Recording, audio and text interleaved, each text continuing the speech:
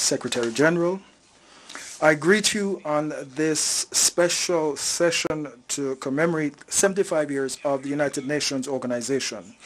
We will always remember the emergence of the United Nations system, buoyed by the victory against fascism, against Nazism, capitalist expressions and expressions of the extreme right, which were more horrific than those known by humanity and which led to a war that united humanity.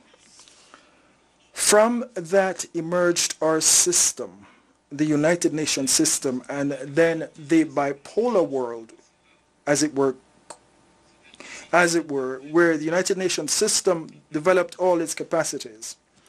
75 years later, we are faced with a challenge. Either we build a multipolar world where we can all exist, be respected, a world of balance with full respect for the United Nations system and international law, or we impose a hegemonic world dominated by a single hegemon, a unipolar world, which is the contradiction of our historical time. The multipolar world versus the unipolar world, a world of diversity, of peace, of cooperation, versus the world of the hegemon of imperialism. 75 years on, Venezuela and our Bolivarian Republic is advocating for a multipolar world, for a renewal of the United Nations system, one that enforces international law and protects the peoples of the world. As you know, we are now experiencing a horrific pandemic which has affected millions across the world and now threatens the social life, the economic life, the very lives of our people.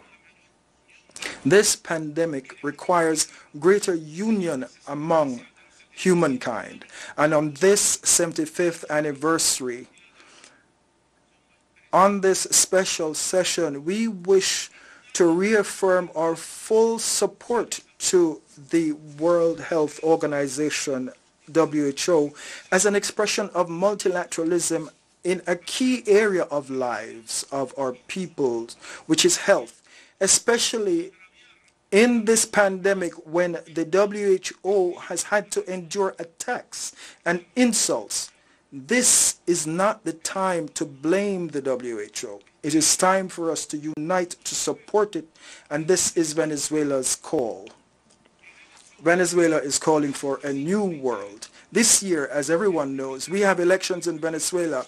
It will be our 25th election in 20 years, and we have invited the Secretary General of the United Nations to send a technical commission to accompany the electoral process for a new parliament, a new National Assembly, on Sunday, the 6th of December. Venezuela open to the world, Venezuela that is democratic, a free Venezuela, a sovereign Venezuela.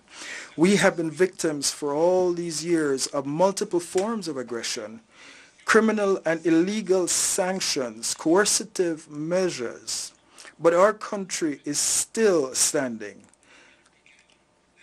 If the world overcame fascism 75 years ago, the world can now overcome those who wish to impose their hegemony. We can overcome imperialistic ideals and conquer neo-fascism. We are sure that we can take a new pathway. We are full of hope and dreams. You can count on Venezuela, 75 years of the United Nations system, and a Venezuela that is still standing and saying to the world, you can count on us. We are for building that new world without empires, without hegemony over our peoples. The 21st century belongs to our peoples. Long live the United Nations system, and here's to 75 years of our organization. I wish to thank the President. And we were receiving all the information directly connected to the United Nations and the representative of Venezuela and the President Maduro.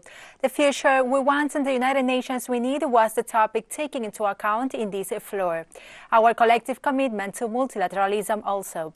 Keep connected with us to get more information about what is going on in the United Nations, and thank you for watching.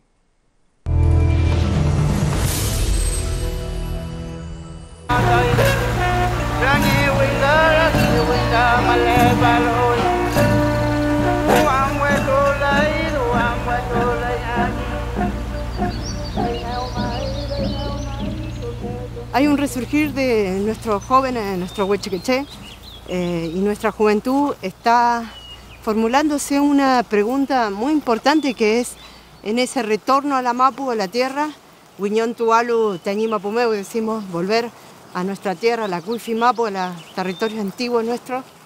¿Cómo va a ser ese retorno? Nuestra cultura a nosotros nos muestra a través de nuestras pautas culturales cuál es nuestro ordenamiento con respecto a la tierra, a la naturaleza. Y creo que la pregunta que se formulan es ¿la tierra para qué? ¿Para qué volver? ¿Qué vamos a hacer en ella? Y ahí aparece este planteamiento de decir, volvemos a la tierra para sanarla, para recuperar el vínculo con ella, porque de esa manera también sanamos nosotros como pueblo.